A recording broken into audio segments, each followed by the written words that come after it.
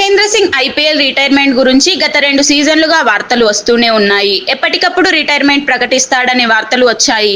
కానీ mister cool మాత్రం ఏమీ చేయడం లేదు. అసలు దాని గురించి మాట్లాడకుండా కాలం వెళ్లదీస్తున్నాడు. ఈ సీజన్ తర్వాత ఖచ్చితంగా చివరి మ్యాచ్లో ధోని రిటైర్మెంట్ ప్రకటిస్తాడని వార్తలు విపరీతంగా వచ్చాయి. కానీ ధోని మాత్రం చివరి మ్యాచ్ తర్వాత మాట్లాడుతూ, ఇంటిని చాలా మిస్ అవుతున్నాను, ముందు రాంచీ వెళ్లిపోతాను, 4-5 నెలల తర్వాత రిటైర్మెంట్ గురించి ఆలోచిస్తా అంటూ మాట దాటివేశారు. నాకింకా 4-5 నెలల సమయం ఉంది, తొందరపడాల్సిన అవసరం ఏమీ లేదు.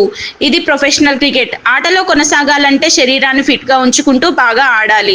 అది లేక చాలా మంది క్రికెట్ కు దూరం అయిపోయారు. తాను అలా కాదంటూ మాట్లాడారు.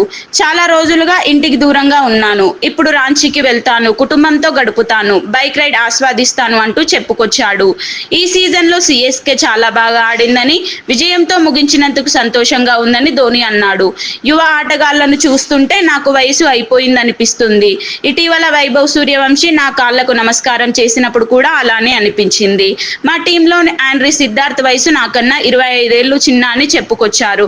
కానీ రిటైర్మెంట్ విషయం మాత్రం ఏం మాట్లాడలేదు.